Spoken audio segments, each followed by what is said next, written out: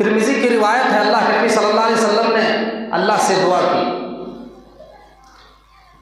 अल्लाहुम्मा अइज़्ज़ल इस्लाम बिअहब्बि हाज़ैनि अर्रजुलैनि इलैका बिअबी जहल औ बिउमर इब्न खत्ताब। आय अल्लाह, अबू जहल और उमर बिन खत्ताब में से तुझे जो ज़्यादा महबूब लगे, जो ज़्यादा प्यारा लगे, इन दोनों में से किसी एक को तू हिदायत दे दे, जिसके ज़रिए से इस्लाम को ताकत मिले, जिसके ज़रिए से इस्लाम को क़ुव्वत मिले। अल्लाह तबारक व तआला ने अल्लाह के नबी की दुआ को एक्सेप्ट किया और अबू जहल को गुमराह कर दिया और उमर बिन खत्ताब को ईमान की दौलत से मालामाल किया। इस हदीस से एक नुक्ता ये पता चला कि हिदायत नबी के हाथ में नहीं है कि नबी जिसको चाहे हिदायत दे दे, नहीं। हिदायत कहाँ से आती है? अल्लाह की जानिब से आती है। अल्लाह जिसको हिदायत देना चाहे वही हिदायत पा सकता है। अबू जहल को अल्लाह ने गुमराह कर दिया, हिदायत नहीं दी, और उमर फारूक को ईमान की दौलत से मालामाल। हजरत सुहैब रूमी बयान करते हैं, जब उमर फारूक ने इस्लाम कबूल किया, ईमान की दौलत उनको मिली। हजरत सुहैब रूमी कहते हैं कि इस्लाम जो पर्दे में था बाहर आ गया। लोग खुफिया तौर पर छुप छुप करके नमाजें पढ़ा करते थे, कुरान की तिलावत किया करते थे। खुल करके नमाज पढ़ने की परमिशन नहीं थी। मेरे भाइयों, आज के दौर की तरह मस्जिद हर मोहल्ले में है, नमाज में कोई पाबंदी नहीं, कोई रोक टोक नहीं, इसके बावजूद भी हम नमाज नहीं पढ़ते हैं। आज़ान की आवाज़ सुन करके हम अल्लाह की बारगाह में हाजिरी नहीं देते हैं। लोग छुप छुप करके इस्लाम की दावत दिया करते थे, छुप छुप करके खुफिया तौर पर लोग नमाजें पढ़ा करते थे।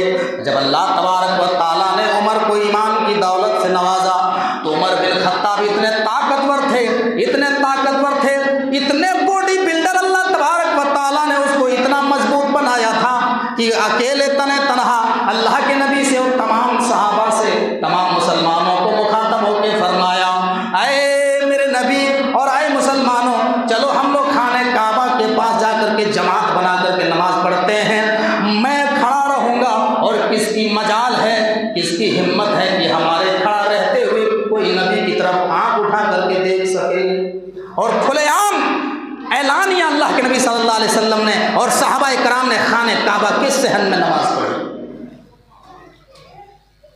उमर फारूक की ताकत का अंदाज़ा आप यहाँ से लगा सकते हैं। सीरत निगारों ने लिखा है कि हजरत उमर फारूक इतने ताकतवर थे कि एक मर्तबा लोगों ने उसकी ताकत का अंदाज़ा लगाना चाहा। एक चमड़ा को गीला किया और चमड़े के ऊपर हजरत उमर फारूक खड़े हो गए और 7 लोगों ने चमड़ा खींचना शुरू किया। चमड़ा फट गया, टूट गया, लेकिन उमर फारूक का पैर 1 इंच भी इधर से उधर कोई हिला नहीं सका। इतने ताकतवर थे मेरे भाई। जब मुसलमानों को मक्का के लोगों ने परेशान किया, सर से पानी ऊपर चढ़ने लगा, नबी अकरम की हुक्म आई कि हम लोग मदीना हिजरत कर जाते हैं। सारे सहाबाए कराम मक्का छोड़ करके जब मदीना जाने लगे तो जानते हो लोग छुप छुप करके मदीना हिजरत कर रहे थे, लेकिन उमर फारूक की शख्सियत वो थी। उमर फारूक ने मक्के में जाकर के, खाने काबा में जाकर के 2 रकात नमाज पढ़ी और खाने काबा का तवाफ किया और वहाँ पर तवाफ करने के बाद सहन में निकले, खाने काबा के आंगन में निकल करके कहा, अरे मक्का के लोगों, किसकी हिम्मत है, मैं चैलेंज करता हूँ, जो अपने बच्चों को यतीम बनाना चाहता है, जो अपनी बीवी को बेवा करना चाहता है, वो हमसे फलां वादी के पीछे मिले। हम ऐलानिया कहते हैं कि हम हिजरत करके जा रहे हैं और किसी के बाप से हम नहीं डरते हैं, हम ऐलानिया जा रहे हैं, है हिम्मत तो आओ फलां वादी के पास, जिसको अपने बच्चे को यतीम करना है, बीवी को बेवा करना है, आओ हमसे मुकाबला करो। किसी के अंदर जुर्रत नहीं कि ये खुला चैलेंज कबूल करे और उमर फारूक दबंगिरी के साथ मक्का से निकल करके हिजरत करके मदीना में। जब मदीना में हिजरत करके गए, अल्लाह के नबी सल्लल्लाहु अलैहि वसल्लम मदीना के अंदर एक मर्तबा फजर की नमाज पढ़ रहे हैं। बुखारी की रिवायत है, अल्लाह के नबी सल्लल्लाहु अलैहि वसल्लम फजर की नमाज पढ़ा रहे हैं सहाबाए कराम को। फजर की नमाज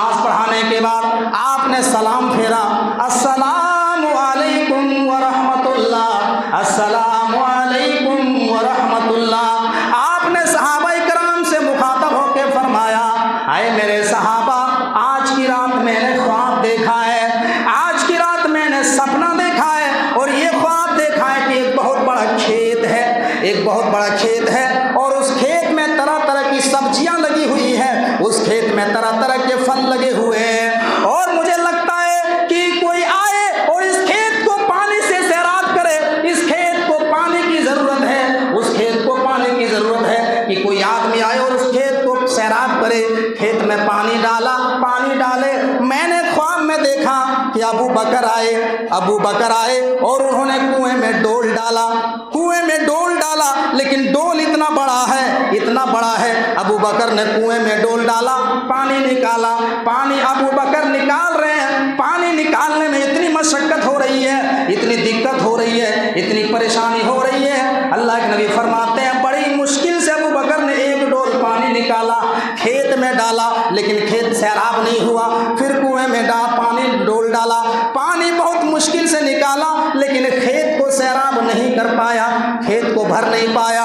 आए मेरे सहाबा, लेकिन मैंने ख्वाब में देखा कि कुछ देर में हजरत उमर फारूक आए और आने के बाद उन्होंने कुएं में डोल डाला और डोल डालने के बाद पानी निकाला, और पानी इतनी तेजी के साथ निकाल रहे हैं कि उन्हें पानी निकालने में कोई दिक्कत नहीं, कोई मशक्कत नहीं, कोई परेशानी नहीं। उमर फारूक ने कुएं में डोल डाला, पानी निकाला, खेत में डाला, फिर कुएं में डोल डाला, पानी निकाला, खेत को सैराब किया, और थोड़ी ही देर में खेत पानी से भर गया, खेत लबालब भर गया, यहाँ तक कि खेत में पानी बाहर निकलने लगा, खेत से पानी बाहर निकलने लगा। सहाबा इकराम ने अर्ज किया, अल्लाह के नबी इस ख्वाब की ताबीर तो बता दीजिए, इस ख्वाब की हकीकत क्या है। अल्लाह के नबी सल्लल्लाहु अलैहि वसल्लम को अल्लाह तबारक व तआला की जानिब से ख्वाब की ताबीर का इल्म अता किया था। अल्लाह के नबी ने फरमाया, ऐ मेरे सहाबा, इस ख्वाब की हकीकत ये है कि अबू बकर रज़ी अल्लाह तआला अन्हु दीन का प्रचार प्रसार करेंगे, लेकिन अपने दौरे हुकूमत में दीन को उतना नहीं फैला पाएंगे, और थोड़ा बहुत जो दीन फैलेगा वो उमर फारूक के ज़माने में फैलेगा, और जब उमर फारूक की हुकूमत आएगी, उमर फारूक का जब दौर आएगा, उमर फारूक की हुकूमत का जब ज़माना आएगा, तो उमर फारूक अपने इस्लाम का परचम पूरी दुनिया में लहरा देगा, इस्लाम का डंका पूरी दुनिया में उमर फारूक बजा करके रख देगा। और तारीख गवाह है कि इस्लाम को जो है हजरत उमर फारूक ने अपने दौर हुकूमत में 22 लाख मुरब्बा मील की सरजमीन को फतह किया, 22 लाख मुरब्बा मील को फतह किया, उरूम को फतह किया, फारस को फतह किया, चाइना को फतह किया, उर्दून को फतह किया, मुल्क शाम को फतह किया, फलस्तीन को फतह किया, मिस्र को फतह किया, और बड़े बड़े मुल्कों को फतह किया। 22 लाख मुरब्बा मील की दुनिया में अकेले तने तनहा हजरत उमर फारूक रजी अल्लाह ताला अन्हु ने हुकूमत की है। 22 लाख मुरब्बा मील का मतलब क्या है? 22 लाख मुरब्बा मील आगे, 22 लाख मुरब्बा मील पीछे, 22 लाख मुरब्बा मील दाएं और 22 लाख मुरब्बा मील बाएं, इतनी लंबी चौड़ी दुनिया पर अकेले तने तनहा हजरत उमर फारूक रजी अल्लाह ताला अन्हु ने हुकूमत की है, 22 लाख मुरब्बा मील पर। मेरे भाइयों, जब अल्लाह तबारक व ताला ने उमर फारूक को ईमान की दौलत से नवाजा, तो उमर फारूक ने अपने दौर हुकूमत में इस्लाम को पूरी दुनिया में आबाद कर दिया। लेकिन मेरे भाइयों, जरा गौर करो, ये हजरत उमर फारूक है जिन्होंने अपने दौर हुकूमत में इतने बड़े बड़े मुल्कों को फतह किया। हजरत अबू बकर सिद्दीक का जब इंतकाल होता है और लोगों ने अबू बकर सिद्दीक के बाद हजरत उमर फारूक को खलीफा नामजद किया, खलीफा नॉमिनेट किया, खलीफा बनाया, मुसलमानों का अमीरुल मोमिनीन बनाया, खलीफतुल मुस्लिमीन बनाया।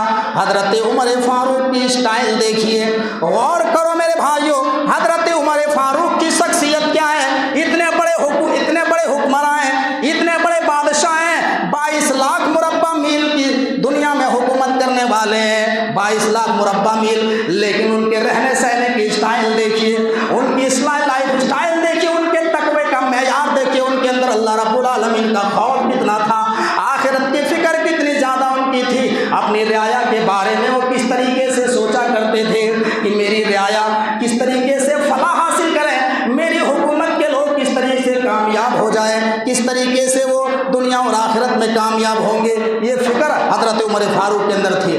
मेरे भाइयों, दुनिया के अंदर यहाँ एक आदमी अगर विधायक बन जाता है, एक आदमी अगर 5 साल के लिए MLA बन जाता है, तो उसके लिए उसकी 5 नस्लें इतना उसके पास पैसा हो जाता है कि 5 नस्लें बैठ करके खाती है, इतना पैसा वो अपने लिए जमा कर लेता है। गौर कीजिए, हजरत उमर फारूक की जिंदगी पर नजर दौड़ाइए।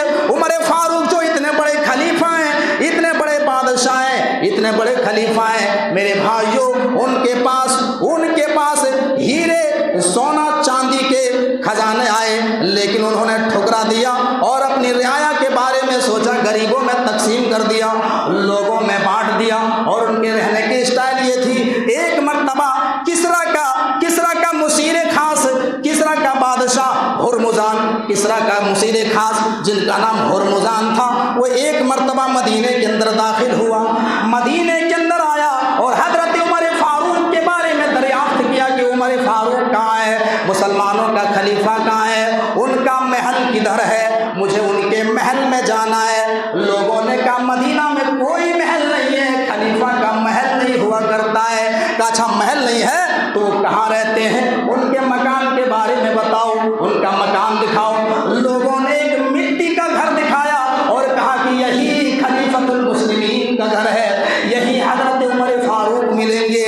हुर्मुजान वो सीधे उस मकान के अंदर जाता है, दरवाजे को दस्तक देता है, अंदर से हजरत उमर फारूक का लड़का अब्दुल्ला निकलता है, बाहर आता है और कहते हैं कि किससे मिलना है, कहाँ से आए हैं। कहते हैं कि हम किसरा से आए हैं, मेरा नाम हुर्मुजान है, हमें खलीफतुल मुस्लिमीन उमर फारूक से मुलाकात करनी है। कहा यहाँ वो घर में इस वक्त नहीं है, आपको मस्जिद में मिलेंगे या मदीना की किसी जगह मिलेंगे।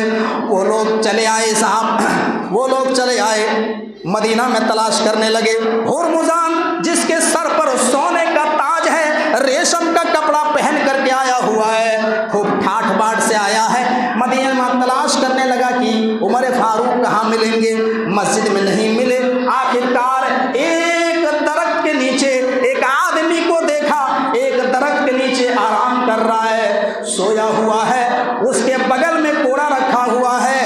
तो पता चल गया, अंदाजा लगा लिया कि यही वो आदमी है जिन्होंने 22 लाख मुरब्बा मील को फतह किया है, यही वो खलीफतुल मुस्लिमीन है जिनके डर से बड़े बड़े बादशाह के अंदर कपकपी तारी हो जाती है, जिनके डर से बड़े बड़े बादशाह कांप उठते हैं। यही वो उमर है, क्या यही वो उमर है? हजरत उमर फारूक की आंख खुली, हजरत उमर फारूक बेदार हो जाते हैं।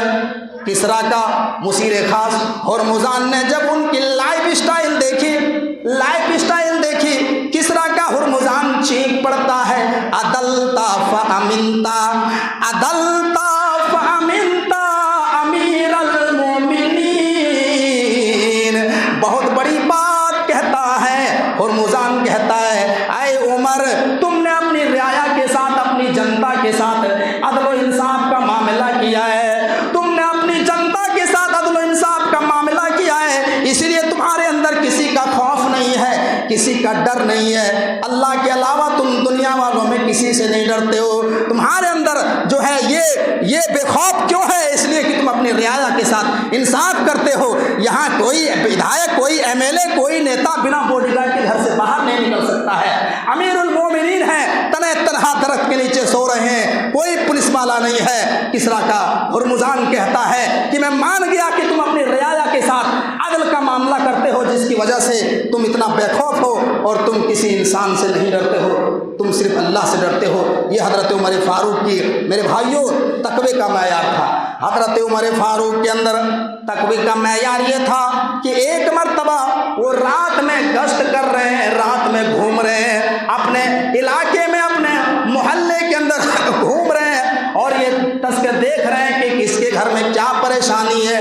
अकेले घूम रहे हैं, अकेले गश्त कर रहे हैं कि किसके घर में क्या परेशानी है, क्या तकलीफ है, क्या परेशानी है। कोई साथ में चौकीदार नहीं है, कोई पुलिस नहीं है, अकेले तने तनहा घूम रहे हैं। इतने में एक झोंपड़ी से एक आवाज आती है, एक औरत क्या कर रही है, आग जली हुई है। एक औरत ने आग जला करके आग जला करके उसमें हांडी चढ़ा दिया है और उस हांडी में पत्थर डाल दिए हैं, पत्थर डाल दिए हैं। पत्थर जोश मार रहा है, खाना नहीं पक रहा है, खाना नहीं पक रहा, पत्थर डाल दिया है उस औरत ने और बच्चे को दिलासा देकर के बच्चे को भूखे सुला दिया उस औरत ने।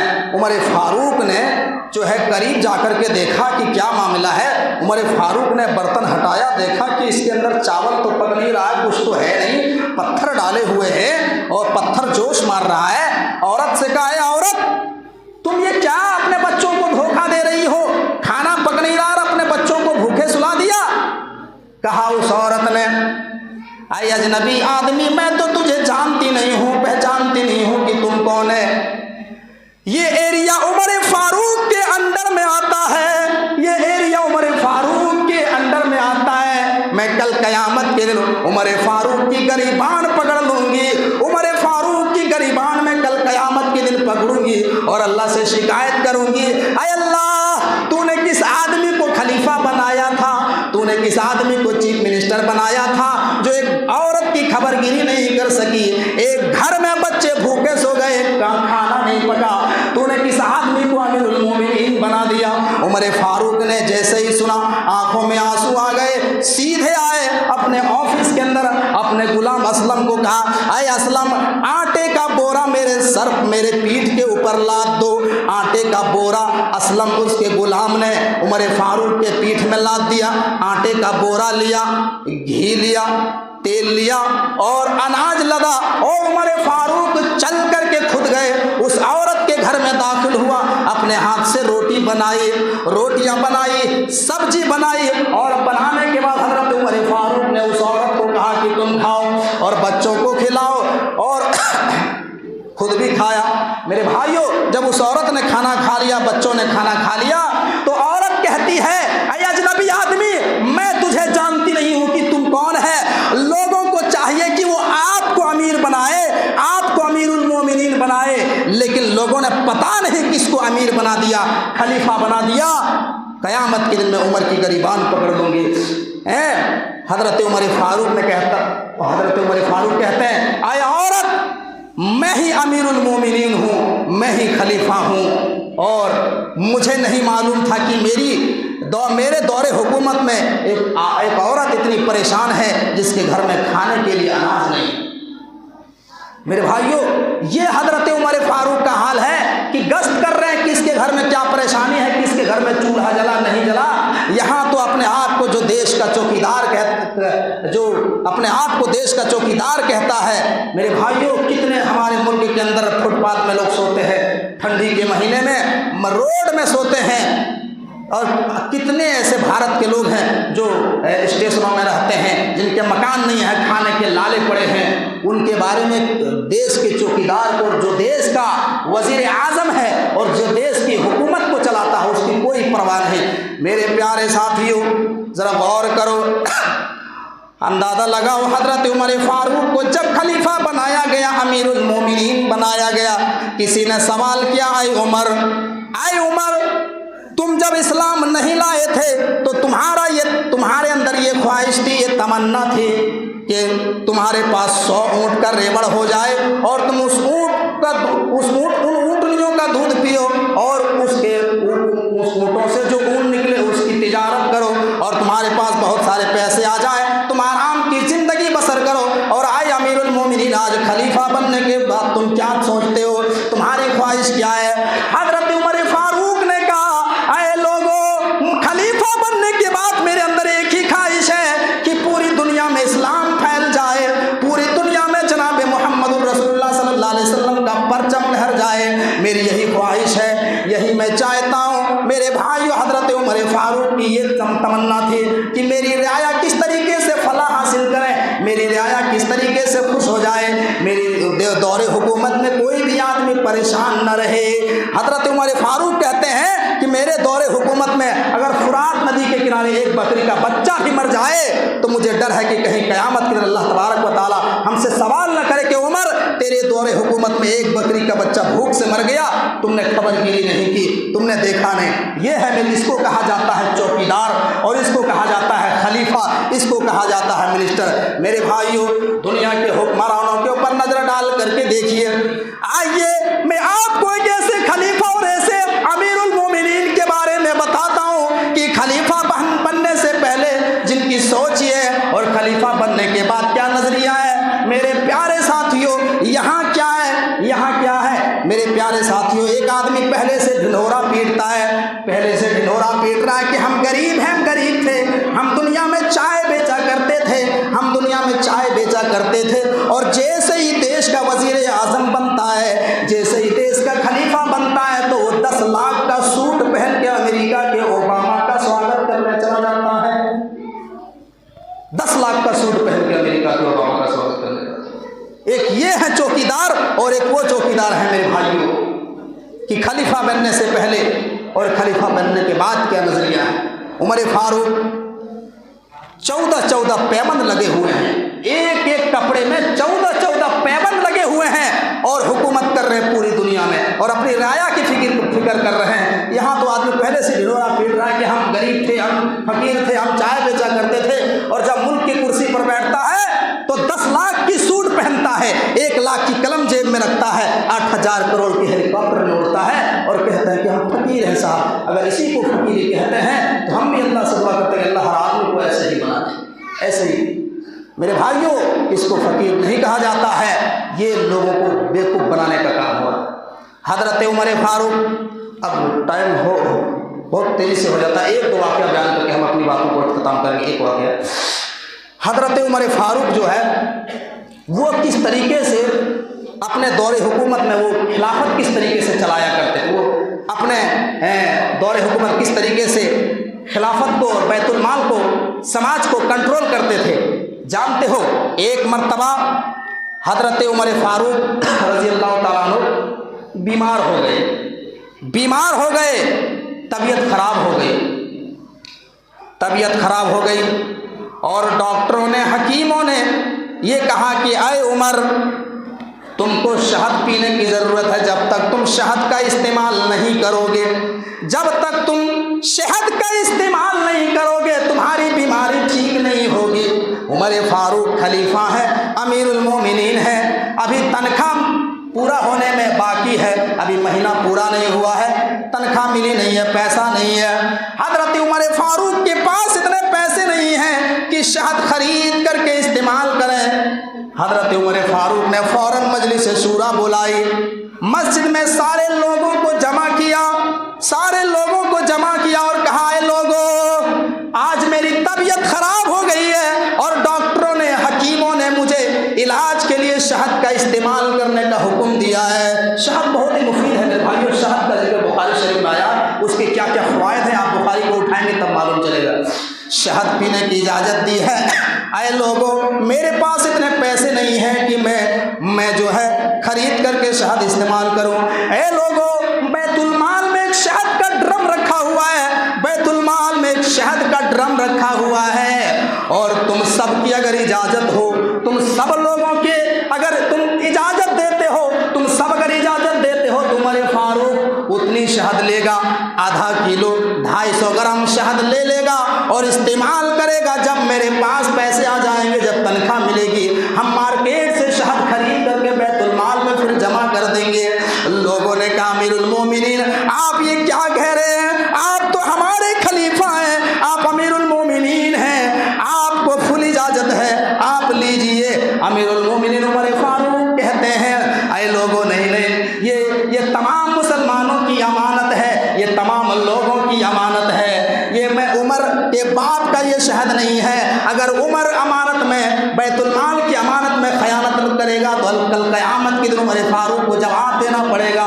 ए लोगों, तुम में से अगर एक भी आदमी अगर कोई इनकार करेगा तो उमर फारूक की मजाल नहीं कि बैतुल माल के ड्रम में हाथ लगा सके।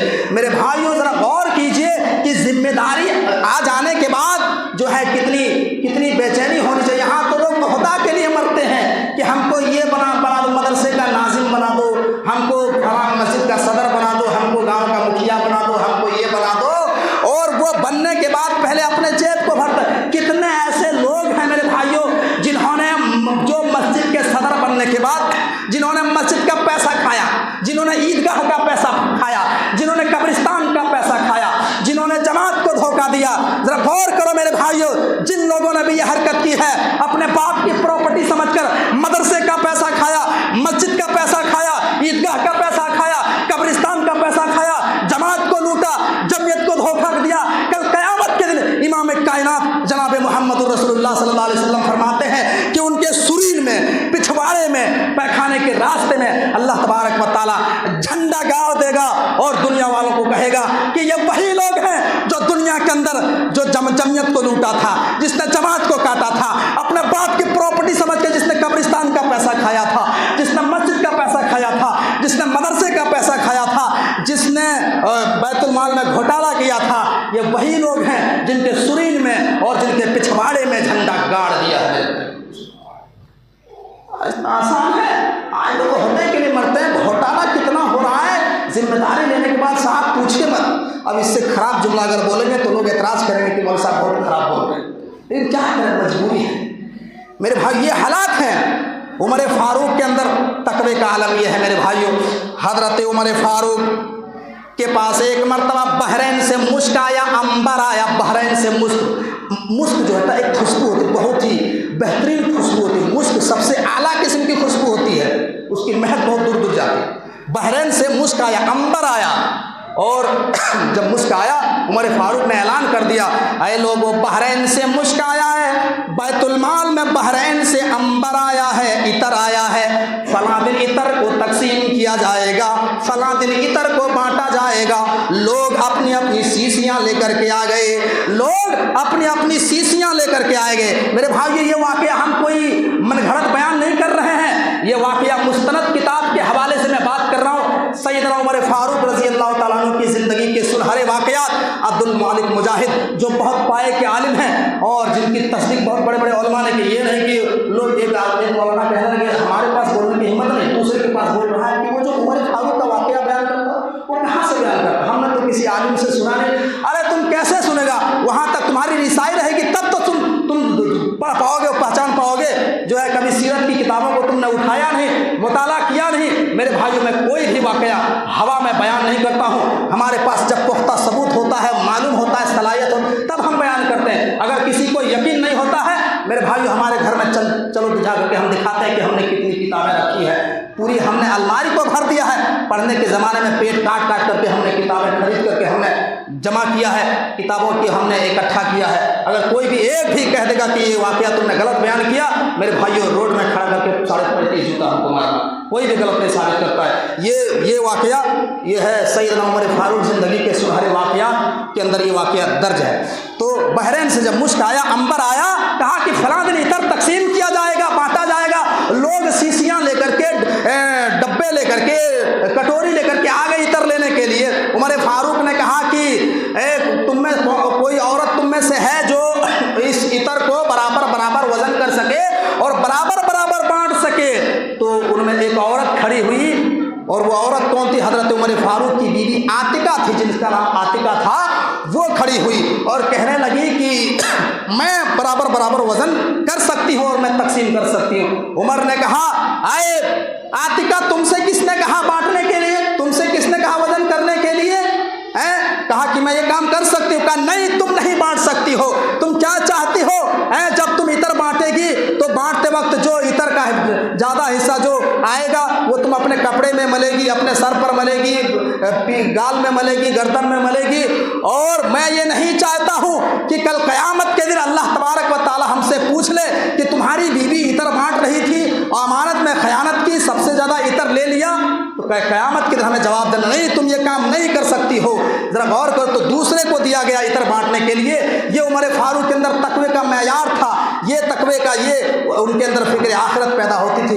लोग यहाँ जो है इंसानियत नहीं, हैवान की ज़िंदगी लोग गुजार रहे हैं। इंसान जो है हैवान बनता जा रहा है। इस वाक़े से हमें पता चलता है हलाल और हराम क्या है, सही क्या है, गलत क्या है, हक क्या है, बातिल क्या है। ये वाक़या हमें सबक देता है। मेरे भाइयों, तकवे का क्वालिटी उमर फारूक के ज़माने में इस कदर थी, लोगों के अंदर भी तकवे का आला मकाम क्या था उस उमर फारूक के दौर में, तकवे का क्या मकाम था लोगों के अंदर। एक मरतबा हजरत उमर फारूक रात में जब घूम रहे हैं, रात में गश्त कर रहे हैं, तो एक एक औरत कह रही है अपनी बेटी से, आई मेरी बेटी जल्दी से दूध में पानी मिला दे, ए मेरी बेटी दूध में पानी मिला दे। बेटी जवाब देती है, अये मेरी माँ, क्या तुमने उमर का ऐलान नहीं सुना है कि जो दूध में पानी मिलाएगा, जो दूध में पानी मिला करके बेचेगा, उमर को पता चलेगा तो उमर कोड़े मारेंगे, उमर फारूक इतने इतने कोड़े मारेंगे। आई अम्मी जान, हम दूध में पानी नहीं मिला सकते हैं। एक लड़की अपनी माँ से कह, आजकल की लड़कियां, आज तो लड़कियां इतनी जो है बेहिस और ज़मीर लड़कियों के अंदर मर चुकी है, अपने माँ बाप से खुलेआम ऐलानिया कहती है कि हम फला लड़के से प्यार करते हैं, अगर तुम रुकावट बनोगी, बात करने से रोकोगी तो हम घर छोड़ देंगे, हम भाग जाएंगे। ये क्या, माँ की तरबियत का असर बेटी के ऊपर पड़ता है मेरे भाई। अभी हाल ही में एक गिरिडीह इधर कोडरमा जिला है, कोडरमा इलाके में एक मुहम्मदन लड़की, एक इस कौम की लड़की जो नमाज रोज़ा बाकायदा नमाज पढ़ती थी, कुरान की तिलावत करती थी, रोज़े भी रखती थी, और इस मोबाइल के फितने ने किस कदर उसको लपेटा कि एक गैर मुस्लिम लड़के के साथ फरार हो गई, गैर मुस्लिम लड़के के साथ शादी करके ईमान से मुर्तद हो गई। ये क्यों हुआ मेरे भाइयों? माँ की तरबियत का असर बेटी के ऊपर पड़ता है। अगर माँ की सही तरबियत नहीं है बेटी के ऊपर तो बेटी मेरे भाई कभी नहीं बहक सकती है। तो बेटी कह रही है, माँ ये तुम क्या कह, दूध में पानी मिला दे, उमर का तुमने ऐलान नहीं सुना है क्या? औरत कहती है, अरे मेरी बेटी तुम क्या बात, यहाँ उमर है, अरे रात में ना उमर देख रहा है ना उमर का कोई सिपाही देख रहा, मिला दे पानी। वो लड़की कहती है, नहीं उमर नहीं देख रहा तो क्या हुआ, उमर का रब तो देख रहा है, अल्लाह तो देख रहा है, दूध में पानी मिलाना बहुत बड़ा गुनाह है, हम नहीं मिला सकते हैं। उमर फारूक ने सुना और उस मकान का नंबर नोट किया, सुबह अपने दफ्तर में बुलाया दोनों माँ बेटी को, और बुलाने के बाद कहा कि उस औरत से कहा कि इसकी शादी हुई कि नहीं हुई? कहा नहीं शादी नहीं हुई। उमर फारूक ने कहा कि मेरा एक बेटा है, मैं अपने बेटे की शादी आपकी बेटी से करवाना चाहता हूँ, तो तुम्हारा क्या ख्याल है, तुम क्या कहती है, तुम हमारे बेटे के हाथ में अपनी लड़की को दोगी? तो औरत डर गई कि अमीरुल मोमिनीन, आप कहाँ अमीरुल मोमिनीन उमर फारूक और हम कहाँ दूध बेचने वाले, कहाँ तालमेल खा, हम इतने गरीब, कहाँ गरीब और अमीर की मतलब नहीं है, तुम्हारे बेटी के अंदर जो अल्लाह का तकवा है, अल्लाह का खौफ है, उस चीज़ ने मुझे माइल किया है। और तुम तो दूध में पानी मिलाने की बात करती है, लेकिन तुम्हारी बेटी ने कहा कि दूध में पानी मिलाना ये बहुत बड़ा जुर्म है, उमर नहीं देख रहा तो क्या उमर का रब तो देख रहा है। और इसी बुनियाद पर रिश्ता पक्का हुआ और उमर फारूक के बेटे से शादी हो गई, वहीं पे निकाह हुआ। मेरे भाइयों, ये तकवे का आलम था उस दौर में, तकवे उमर फारूक के तकवे का आलम ये था। एक टाइम हो गया, एक मरतबा उमर फारूक खुतबा दे रहे हैं, मिंबर में खड़े होकर के खुतबा दे रहे हैं, इन्नल हम्दुलिल्लाह नहमदुहु व नस्तईनुहु, और इतने में एक नौजवान खड़ा हो गया, एक नौजवान खड़ा हुआ, कहा उमर खुतबा बाद में देना, खुतबा बंद करो, पहले ये बताओ कि तुम्हारे बदन में ये नया कुर्ता कहाँ से आया, तुम्हारे बदन में ये नया कुर्ता, ये नई कमीज कहाँ से आई, पहले इसका हिसाब दो। आज लोग हिसाब किताब से चिढ़ते क्यों हैं पता नहीं, आज जब ये जिम्मेदार से हिसाब मांगो तो गुस्सा हो जाते हैं, पेशानी पे बल आ जाता है कि तुम कौन होते हो हिसाब मांगने वाले। हम देखते हैं जब झगड़ा हो जाता है गाँव देहात, हिसाब मेरे भाइयों मांगना कोई बुरी बात नहीं है, गलत काम है, हिसाब मांगना क्यों, कौन सा। उमर फारूक इतने बड़े खलीफा हैं, मिंबर पर खड़ा है खुतबा देने के लिए, एक नौजवान खड़ा हो, उमर खुतबा बंद करी, पहले ये बताओ कि आपके जिस्म में ये नया कुर्ता कहाँ से आया। उमर फारूक ने कहा, अरे नौजवान ठीक है, अपने बेटे को कहा आए। उमर ने कहा अपने बेटे को, आए अब्दुल्ला खड़े हो जाओ, इनका जवाब दो, इसको जवाब दो कि ये नया कुर्ता कहाँ से आया। उमर फारूक के बेटे ने कहा, नौजवान बैतुल माल से सबको एक एक चादर मिली थी, सबको एक एक चादर मिली थी, उसी चादर से मेरे बाप ने कमीज बना ली, कुर्ता बना लिया। तो उस नौजवान ने कहा कि बैतुल माल से मुझे भी तो एक चादर मिली थी, जब एक चादर में मेरा कुर्ता नहीं बना तो आप तो इतने हट्टे कट्टे मोटे ताजे हैं, आपका कुर्ता कैसे बन गया, मेरा कैसे नहीं बना, आप इतने मोटे ताजे होकर के आपका कुर्ता बन गया। उमर फारूक ने कहा, बेटे फिर से उठो, सफाई दो। उसके बेटे ने कहा, अरे नौजवान बैतुल माल से एक चादर मुझे भी मिली थी, एक चादर मेरे बाप को भी मिली थी, दोनों चादरों को मिला करके मेरे बाप ने कुर्ता बना लिया, कमीज बना ली। अब मानते हो कहाँ, दोनों को मिला करके हमने कुर्ता बनाया है, तब ये नया कुर्ता है, ऐसे थोड़ी कुर्ता एक चादर में थोड़े कुर्ता बना है। तब वो नौजवान मुतमईन होकर के बैठ गया और उमर ने मिंबर पर खड़े होकर के दुआ की, अल्लाह जब तक इस तरीके के नौजवान समाज में जिंदा हैं, मुआशरे में है, तब तक उमर मुसलमानों की अमानत में खयानत नहीं कर सकता है। जरा गौर करो मेरे भाइयों, आज जिम्मेदार बनना इतना आसान नहीं है कि लोग आपसे हिसाब मांगे और आप झगड़ा कर दो। आज लोग क्या है, लोगों के अंदर से इंसानियत निकलती जा रही है और हैवान की जिंदगी गुजार क्या है। अब उमर फारूक की मजीद जो और पहलू हैं इंशाअल्लाह आप अगले जुमा में फिर हम बयान करेंगे। अल्लाह तबारक व तआला से दुआ की बार हम तमाम मुसलमानों को नेक अमल करने की तौफीक अता फरमा। अल्लाह हमको जब तक दुनिया में जिंदा रख, ईमान और अमल सालिहा के साथ जिंदा रख, और जब हमारा खात्मा तो ईमान के साथ खात्मा फरमा। अल्लाह समाज और माशरे में जो परेशान हाल है उनकी परेशानियों को दूर फरमा, जो बीमार है उनको शिफाए कामिला व आजिला अता फरमा। व आखिरु दावाना अनिल हम्दुलिल्लाह।